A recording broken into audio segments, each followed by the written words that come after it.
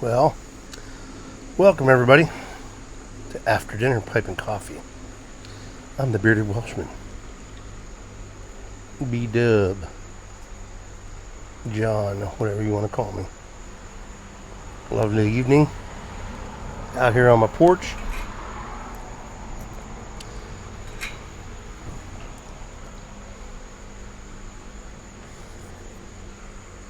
Coffee, black of course.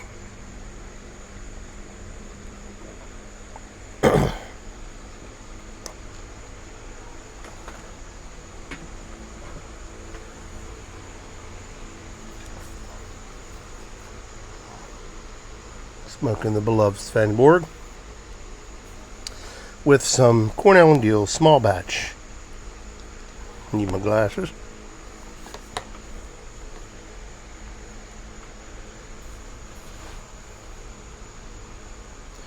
San Sepulcro. I'll show you something. The Italian dark fired. The source from San Sepolcro region of Italy. So there's the San Sepolcro and then there's the red San Sepolcro. I think it's supposed to be hotter. Here's what I like about Cornell and Deal blends. You look in there, see how light that is. It smells great. I love the smell. When I opened the tin, it was darker than that, and it was really moist. So I smoked some,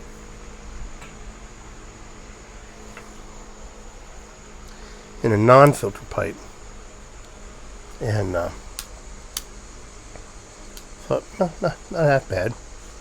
I don't do reviews. I don't get into all the freaks and the burleys and all the. I just tell you whether I like it or not. Burns hot in the pipe I was using.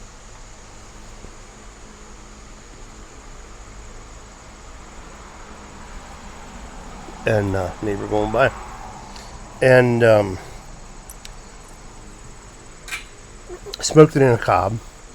Burned hot, burned fast. And I wasn't, puffing and puffing. This bowl's thicker, so it's not really. And then I smoked it in my Doodler. Same experience. I'm smoking it in my 9mm. It actually is different. It's not as strong. That's the beauty of filters. They help filter out some of the, what do you call it? For me, non-pleasing taste. I don't know. Filter, non-filter. Debate for another time. Not for me. I do both. I prefer the filter.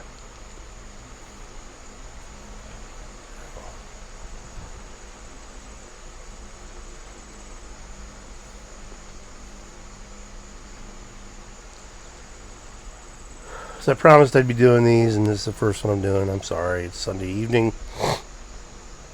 I've just been having a rough go at trying to manage my time. So it's Sunday evening. Like I said previously, I'm going to try to do one a week. If I get 2 a week in, I get 2 a week in. I'm not going to do them every night. That was a lot of work when I did those. A lot of fun, but a lot of work. So that's kind of difficult for me to do. Checking my coffee. Years ago, we got lanternflies. Years ago, drink a coffee outside. Didn't have a lid on it. Set it down. Took a sip and went. Swallowed a bug. So whenever I'm out on the porch, especially in the dark, I check. Not too fond of bugs in my coffee. So,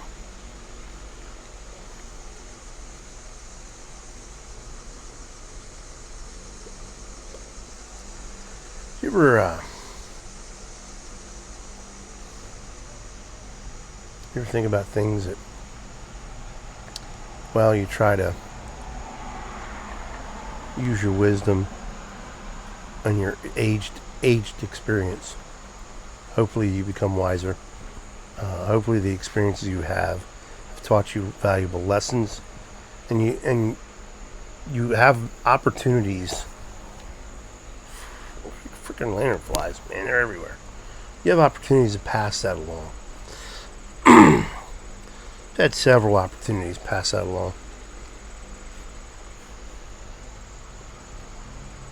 And the thing I've learned is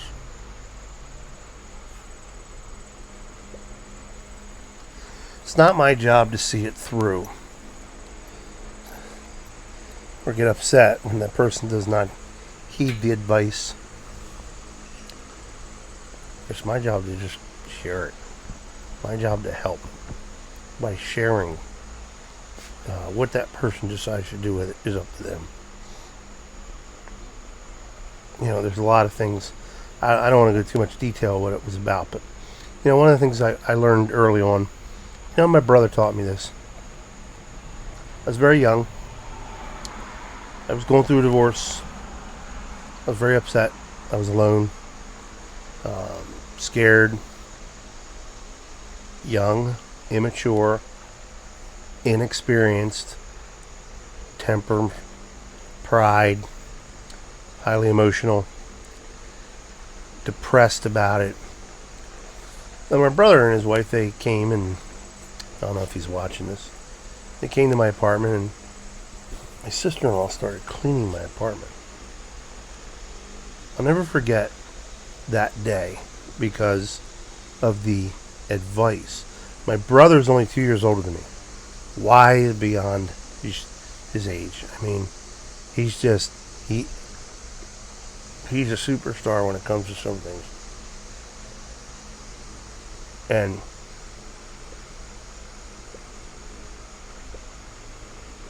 I was down and out.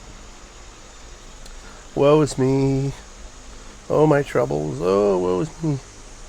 And my brother, because he loves me, but I think he has done this to more than just me. More people than just his brother. And he said to me, listen up. You can choose to be a victim the rest of your life over this, or you can decide that this isn't going to shape who you are. The outcome isn't going to be decided by anybody else but you. Choose to overcome. In so many words. I was 21. I'm 54. Think about that. So, for 33 years, that advice has taught me a lot. And I have used that advice. Unfortunately,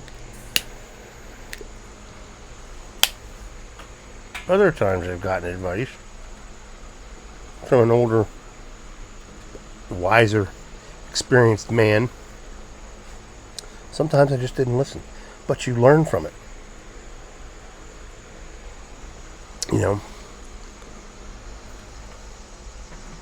My dad always taught me,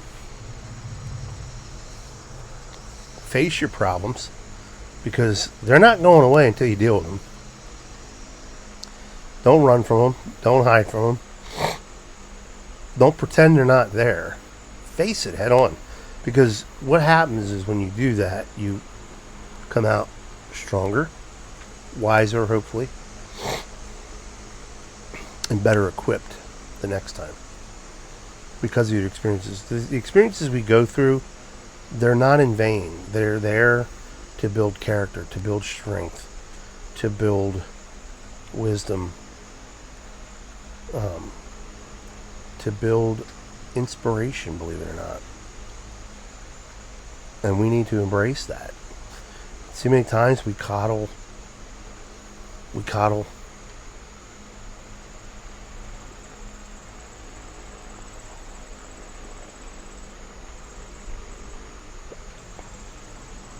We tell them to go see a therapist.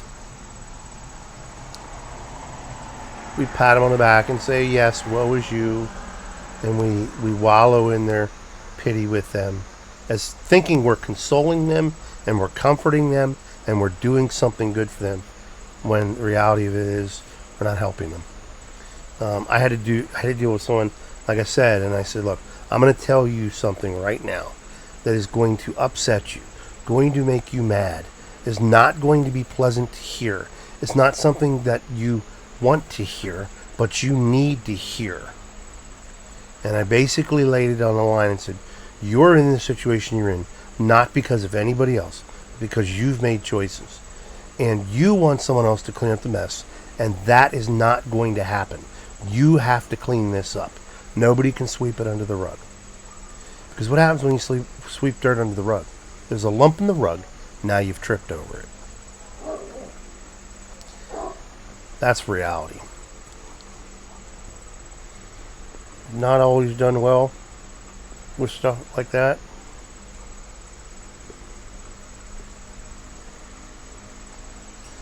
But I have done well majority of the time. Not perfect. Make mistakes. I say things I shouldn't say. I do things I shouldn't do. I voice my opinion when I keep my mouth shut.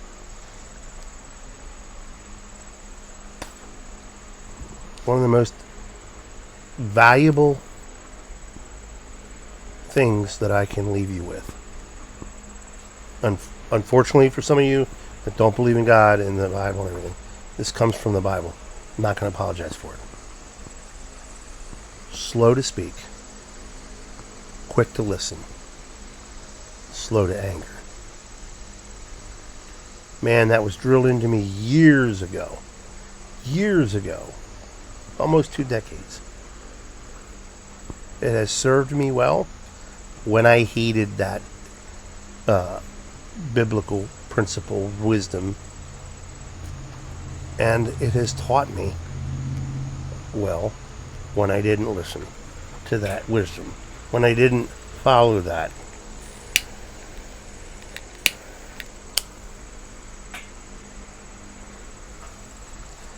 Pain is a good thing. Mistakes are a good thing. Failure is a good thing, because you get stronger, you grow, and you learn how to conquer. You learn how to endure pain, failure.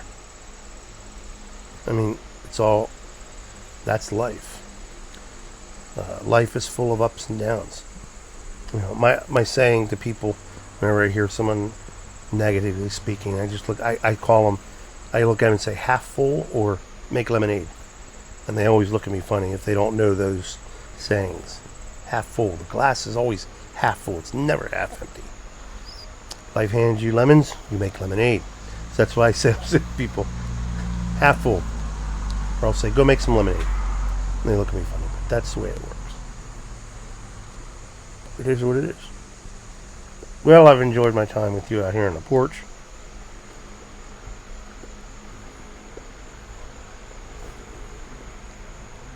I hope you have enjoyed this little talk.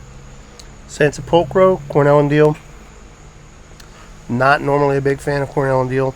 This is probably the third or fourth time I've smoked Sansepolcro, and I tell you, I'll smoke it. I'll keep smoking. It's probably the only Cornell and Diehl tobacco that I can honestly say that I like. So, thumbs up. Not my favorite, but thumbs up. So, well, till the next after dinner pipe and coffee. May God bless you, because He loves you, and so do I. Light 'em up.